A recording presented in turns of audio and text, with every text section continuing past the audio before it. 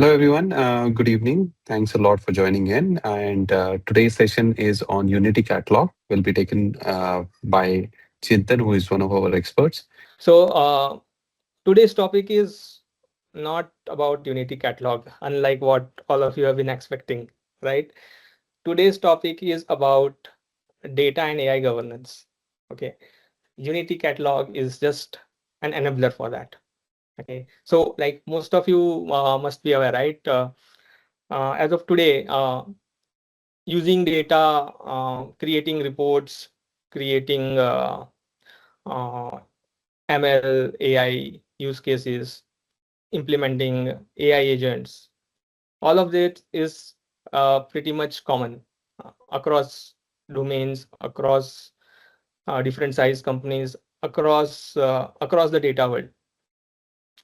What's the challenge today is not about using those enablers, but the challenge is about managing and governing those assets. Uh, if anyone wants, anyone of you wants to share their experience, they are welcome. But in interest of time, I will just move forward. But I hope everyone on this call acknowledges that. Okay, so why is governance so important, right?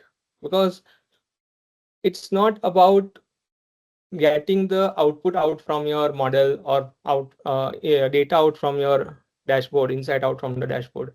It's about how trustworthy and data that is, and only the required people who need to access that data get that data, right? And there are no multiple copies of those metrics, right? So all of this comes under governance. So when we started in the early phase of software, when there was BI era, the challenge was like people didn't have visibility to data, or there were copies or redundant metrics. And eventually, when the big data era started, it everything was about scale and performance, where you see large volume, variety, and velocity of data, and how to manage that. That was the key challenge. Then the cloud era started with multiple cloud vendors and SaaS offerings, where we saw multiple data silos being created. Right, there was fragmentation all around, and eventually all the data ended into a data lake, which was not a lake. Actually, it was a data swamp where it was difficult to figure out data from that swamps, right? And today, as of today, and we are talking about the AI and Gen AI era, the most important part is the trust around that data. Okay, who owns the accountability around that data? Are we following compliance best practices, right? And most importantly, the context around data, because context is the key, right? Unless you are knowing what context that data comes around with, you will not be able to use that data effectively, right? So what we are saying is AI is no in this AI era, the governance is no longer a passive, just a mandatory item on the bucket list that you have to tick. Governance is something which would actually guide and control how the enterprise or the company uses the data and AI, right? So governance has has become very important today. Okay, so these are the various facets of governance. When we talk about BI or analytics, it's about semantic layers, secure access, reducing data duplication, right? With ML, it's about how do you model, how do you manage your model registry, versioning of models, lineage of your data for ML, whether the access to models is and the feature stores is secure, and when you promote it to production, how well is it governed, right? More so from Gen AI perspective, it's about managing your insecure rack pipelines, ensuring that your vector search embeddings and model access are governed, and there is enough auditability and lineage around where the data comes from. And finally, having a centralized control over all your data and AI assets, right? So this is what governance is about, and this is what governance is important. Okay, so as I mentioned, strong data governance will reduce the risk and strengthen security across the enterprise. Uh, the data quality is a business priority, and it's not just a responsibility of the IT team. Okay. there are consistently evolving regulations like GDPR and HIPAA and all, where you have to meet those standards and ensure that you are using responsible AI, right? Today's world is about zero trust, and basically the security needs to be in place for the modern data ecosystems. And most importantly, ethical AI and data literacy will actually define how the enterprise is ready for the upcoming years, right? So that was a brief about governance. And why do we see that this data governance that we have is failing today, right? So we already have catalogs and tools around governance, but why are those failing, right? So mostly you'll see that these are manual processes. Okay. Even if there are some tools and there are some static policies which are meant to build like cater to the dashboards and tables and the earlier structures that we had in our data ecosystem. Compliance was more reactive than proactive, right? It was not native. It was like thought of. It was an afterthought when there was any audit. Okay, and most importantly, governance. Typically, people say that governance will slow down innovation. It should be the other way around. Governance should accelerate innovation, and that will actually happen once you reach to the end of this session, right? And there was lack of context, lack of visibility for the leadership, what is actually happening on the ground, and the cost, not just people cost, but even the tool cost, the infrastructure cost was not manageable because it was not measurable. Okay, so we'll try to solve all these problems for the enterprises. Okay, and the superpower or the tool that we typically are proposing here is Unity Catalog. So Unity Catalog by default comes bundled with a Databricks subscription. But although it is default and there is no extra cost, it is immensely useful for managing your data and AI. How? So what basically Unity Catalog is, right? So it is a basically a unified governance catalog for all your enterprise data engineering, analytics, AI, ML, and all the assets related to data within your enterprise. Okay.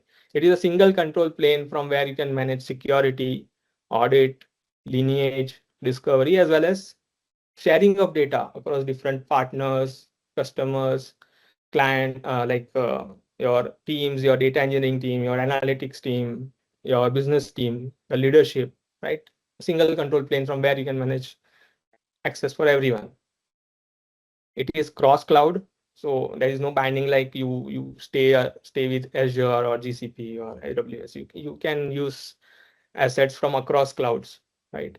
And it's open by design. When I say open by design, it offers open APIs through which you can access the data from the Unity catalog from anywhere outside the Unity catalog, and at the same time you can access data from anywhere outside Databricks into Unity catalog. So it's both to and fro. You can use data shares. And finally, it basically gives you a foundation for your governed BI, AI/ML, and Gen AI adoption, right?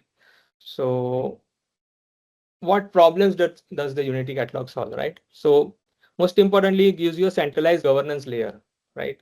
So anything, whether it's a structured data, unstructured data, business metrics, models, agents, everything you govern from a single place. Okay, you govern your tables, views, dashboards, models, again the same thing, and you basically entire life cycle of your AI, ML, or analytics projects, right? You can manage from a single place. No multiple managed identities, managed roles, managed groups, right? Everything in one single place. Fine-grained and consistent access control. So what I mean by that is that you can regulate the access at a not just at a table or a view or a dashboard level. You can manage access at a row level based on the attributes of a particular user. You can manage the access at a column level, which columns which user should access. You can enforce masking around those columns so that sensitive data is properly handled, right? So Another important advantage is automated lineage. So lineage is very critical when you are debugging or trying to understand where this data comes from, right? So this Unity Catalog provides end-to-end lineage, and it is automated. So you don't have to like create lineage once and then you have to keep revising it after every 1 month, 3 months, right? Lineage, it will keep on building and developing as and when you keep adding new assets or new objects, right? It will automatically understand where this data is coming from and provide you a lineage right through to the column level. We'll again have a demo on that. Trusted discoverability. So when I say discoverability is very important, like whenever someone new joins in, right? No one would want to go through multiple documents and assets to understand where they need to look into what data they want. They with Databricks Unity Catalog, you just get into you get access to the Databricks instance and you just search for it, and it will show you like all possible areas where you can discover that data from. Okay, and the key why this happens is that it offers uh, automated AI generated data descriptions. You can build semantic models on top of your data sets, your gold layer data sets, and it offers a tool named Genie, which gives you a AI powered access to all the underlying columns, tables, and assets and metrics that you have, right? Besides this, it basically has business tags. So you can assign ownership based on those tags so that people get access to only the data that they need to access. They are not confused or with overwhelming amount of data across different domains, etc. Right? They only see what they need to see, and that sort of simplifies their day-to-day work, right? And since this is a single source of truth, that is improved analyst trust and hence increased productivity, right? Secure collaboration. This is very important. As I said, you just don't read data from within Databricks. You can bring in data from outside Databricks and read it through the Unity Catalog governance, as well as you can read data from Unity Catalog outside of the Databricks ecosystem. You can access it from Azure. You can access it from GCP through open APIs. So this sort of collaboration is possible, right? And finally, most important, you need to monitor quality and manage the cost, right? So all of that again is out of the box through system tables and billing tables. And in fact, there is a provision to even measure what would be the anticipated cost in the next month, next quarter, next year, right? And you can plan and budget everything. So uh, this is a comprehensive, basically, set of features that it provides. Okay.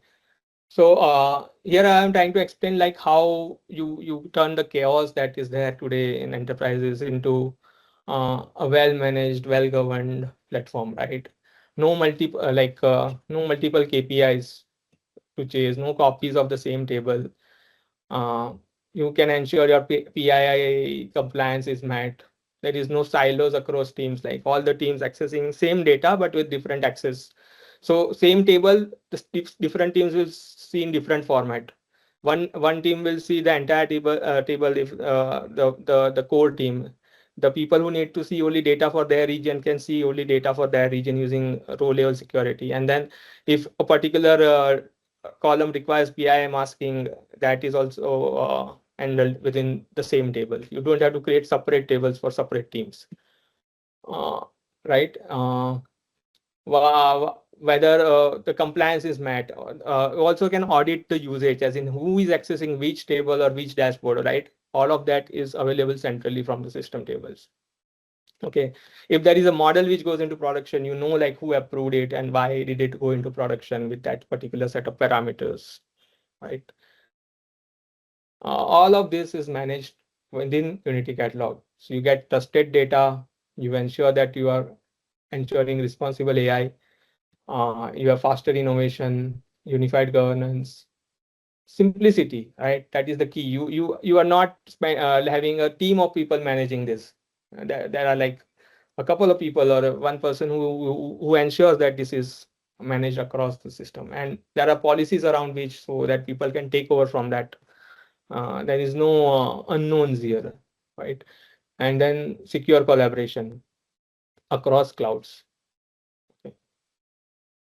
So, and again, this is not specific to one or two domains, right? These problems are across domains, whether it is BFSI, healthcare, manufacturing, retail, public sector, media, aerospace, telecom, any domain you talk about, right? These are common problems, and whether your data is coming from cloud, from on-premise, or from IoT devices or streaming systems, or some SaaS applications, or through some external ecosystems where partners are sending you raw files, etc. All of that you can bring into Unity Catalog. And then with the end-to-end lineage, governance, and fine-grained access control, you can share it toward achieving these business outcomes. Okay. So again, it's a repetition, like what business outcomes you can achieve. Most importantly, you have a faster root cause analysis, lower risk, reduce duplication, faster onboarding. In fact, if you deploy Databricks, you can start using Unity Catalog with your external sources from day one. You don't even have to actually build any ETL or any migration before you want to start using Unity Catalog. You can directly implement federation from day one. You can start using governed access. Okay. Overall, better AI trust.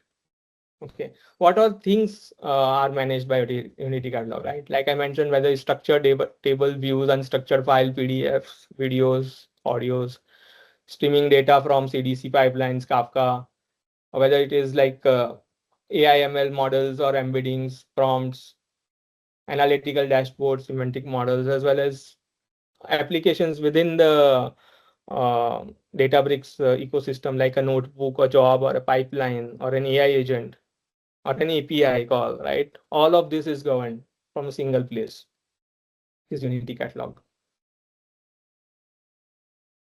right?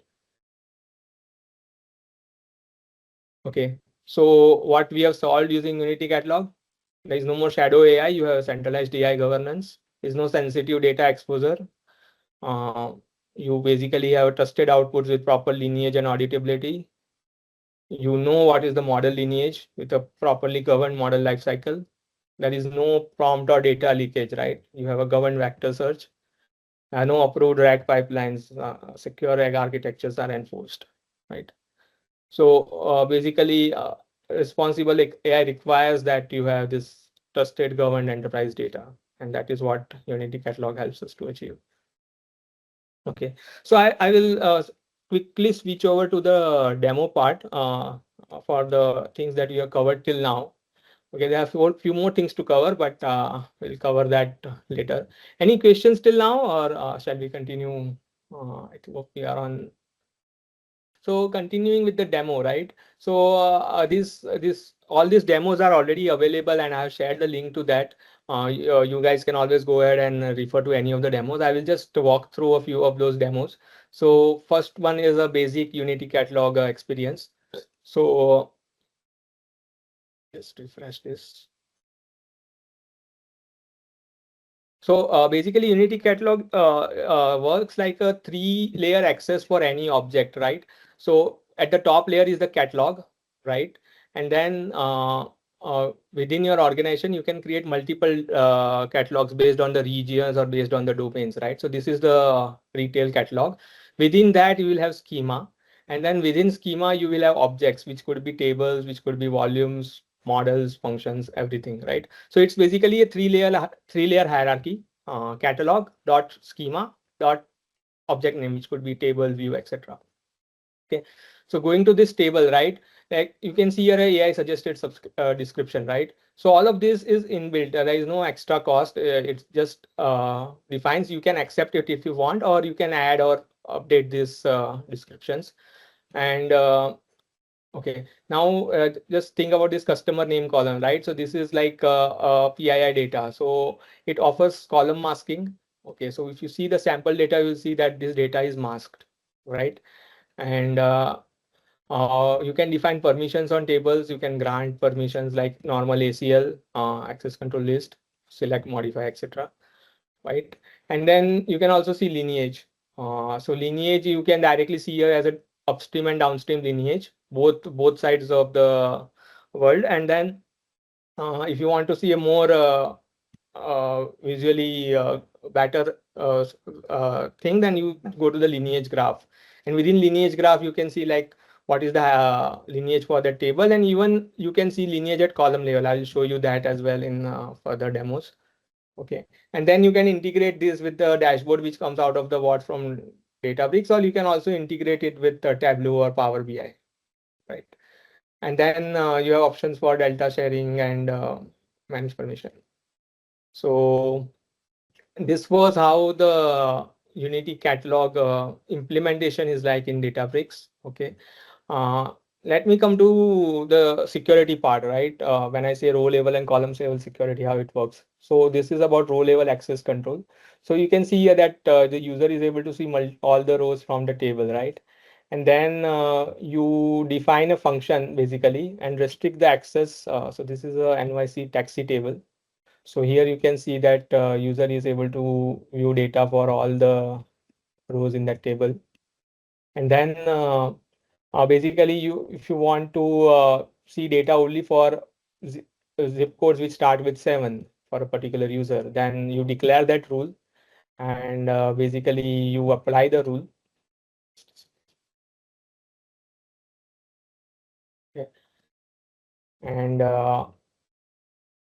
once that rule is applied, basically the person who is accessing this data from the same table, even without any filters, there will be an implicit filter based on the user's role and permissions, and the user will be able to see data only to that specific zip codes.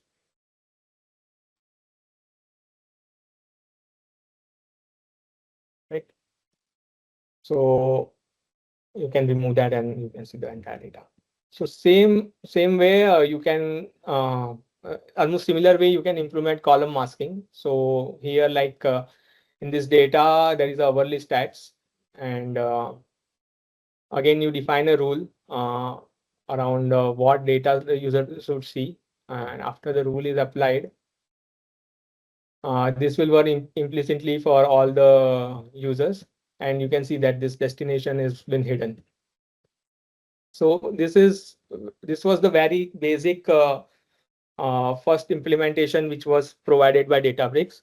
Now they have improved this further, and they have come up with attribute-based access control. So when I say attribute-based access control, it's all about what the user attributes are, whether the region or whether the demographics or whether the user's gender or whether the user's other attributes, right? Any attribute specific to that user you can use, and you can define the access. Okay. So there is a concept of tag policies. So you define tags. Okay. And then you can define tags at a catalog level, at a schema level, at a table level. Okay. And once you define the tags, like this is email is a sensitive field, you may want to mask it. Okay. So you define a tag, you say sensitivity level, and then define a policy around it. You can define a row filter, you can define a column mask. Okay. Both of are not both of these are not independent, they can work together as well. So you can both filter the data as well as mask the data in the same access, and the end user will not even realize what is happening in the background. This is all happening internally through the defined tag and tag policies, right? So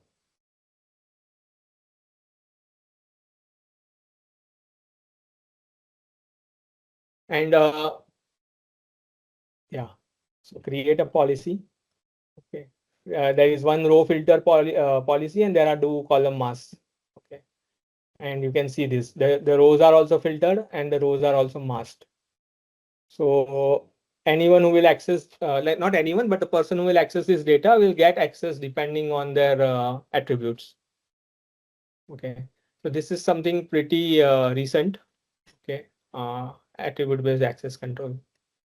Now, let me explain the concept of volumes in Databricks. Okay, so just like you have tables and views for structured data, uh, you can uh, you can create volumes to access files like images, text documents, PDFs, right?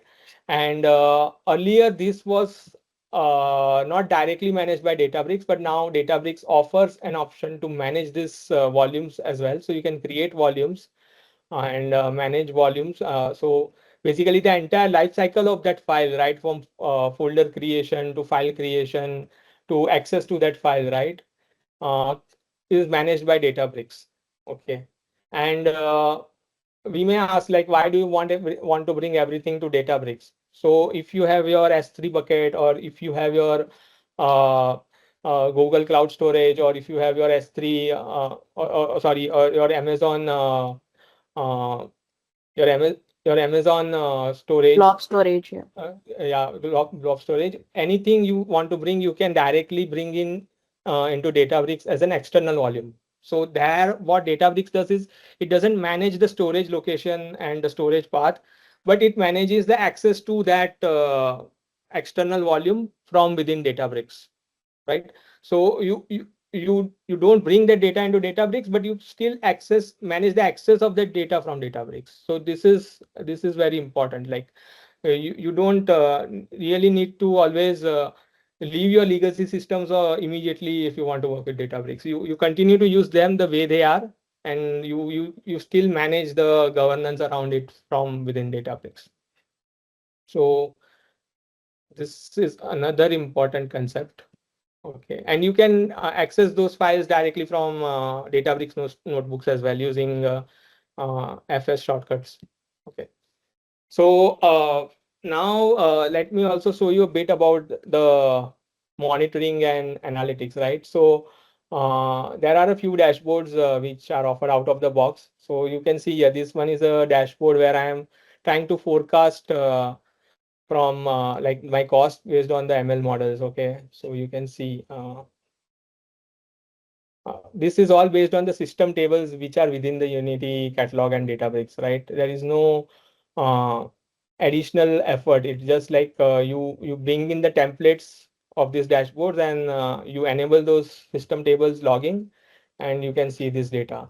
Similarly, you can also manage your warehouse monitoring and the costs, right? And then there is also an option to monitor your jobs and workflows in Databricks. So there are various such system dashboards which are offered out of the box. You can use those templates. You can even modify this according to the client's needs, right? All of this is there. Okay. Uh, you can also have a Genie on top of this. So Genie is basically your chat interface where you can not just query the tables and the volumes, you can also query the system tables. So like here you see I have queried what are the available SKUs and what is the current price list for each of them. Okay, so I will show some more Genie spaces that I have created. So, okay, so you see. I also asked it like identify the like interesting outlier entities in my data set. So it just gives you a wonderful output in terms of what is the extreme user activity outlier, what is the temporal usage spikes, what are failure patterns, right?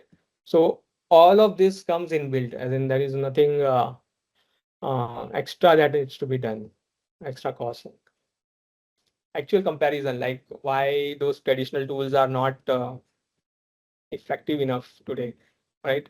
So they were basically meant for metadata and document data management, whereas Unity Catalog is native to AI, like it governs all the assets. Uh, it is uh, having static permissions were there earlier, which were very coarse grained, like at a table level or a few RBAC rules. But now with Databricks, you have fine grained dynamic access policy control, right? AI limited visibility was there for AI, but this Unity Catalog has an end-to-end AI ML lifecycle governance. Lineage is automatic. Here you have to manage lineage, or even if there was automated, it was like limited to the uh, areas within the scope of that platform. Okay. Multi-cloud support was not there. Like most of these tools are specific to the cloud provider. Here you have unified governance across all the hybrid environments. Data sharing, as I mentioned, it offers both in and out data sharing for collaboration, and that too in a secure way, right? And yeah, so this is what Unity Catalog is about. It basically ensures governance, and at the same time it accelerates your AI and ML use cases. What are the key takeaways for all of us from this session, right?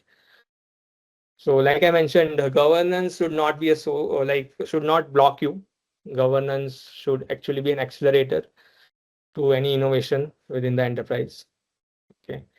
AI requires data, but it should be governed data. It should not be some random data which no one is taking ownership on. Okay. So that's very critical. We ensure governed enterprise data for the AI to be productive and trustable. Okay. Unity Catalog and centralizes trust, security, discoverability, auditability, lineage, right? Like I mentioned earlier. And it is basically a foundation. If you are on the Databricks ecosystem, it will be a foundation for your entire enterprise scale AI Gen AI adoption, right? So it is sort of an operating system for the modern data and AI ecosystems. Okay. Yeah, a few references and resources are shared. Okay. uh, Finally, let me talk a little bit about Lakehouse Federation if we have time. Yeah. So basically, Lakehouse Federation is like you have your on-premise setup or a cloud storage outside Databricks, and you want to basically integrate it with your Unity catalog and start using it from Unity catalog, right? So Lakehouse Federation, you just go to Databricks, enable the access to that cloud instance or on-premise instance through secure means, and then you directly fetch the data from the source. You don't bring it to Databricks, and so it is basically a zero copy integration. Okay, so you and it also allows you to register metadata on top of those federated tables. So this is just like federation in the traditional RDBMS, right? You don't actually copy the data. You use the data from the source itself, and you just have a secure access to that source systems. Most importantly, it will be a read-only access, so there is no challenge in terms of overwriting the data in the source system, and the query will be pushed down to the source system. So there is no impact on Databricks query costs, etc. It will be like the queries will be running on the source on-premise or cloud setups. Okay. What it enables is instant access, unified governance, and you can actually join the data from those federated tables. So like if you have some user data which is there in some third party systems, and you want to create a join from your customer data onto that user table in the third party system, you just create a join using the federated table. You don't need to bring in the data. Right? This is the most important advantage. Okay, right? So basically, it helps with immediate querying, data exploration, and mostly for temporary access. Eventually, we may want to bring the data, but for many cases, you can just rely on the source system to give you the data for those specific metrics or dashboards. So, in just a couple of minutes, if we have time, I will just show you how Lakehouse Federation actually works. So, like this is one SQL database on the SQL Azure cloud. I basically just need to enable the access for this SQL from Databricks. Once I enable the access, okay, within Databricks, I just need to come here and create a federated catalog. Okay, external data. I create a connection, and then within the connection, I specify the source credentials and basically how do I need to access. This is SQL Server. So similar, just like SQL Server, you can bring Postgres, MariaDB, Amazon Redshift. In fact, they also enable access for Hive Metastore and Snowflake, which is their competitor.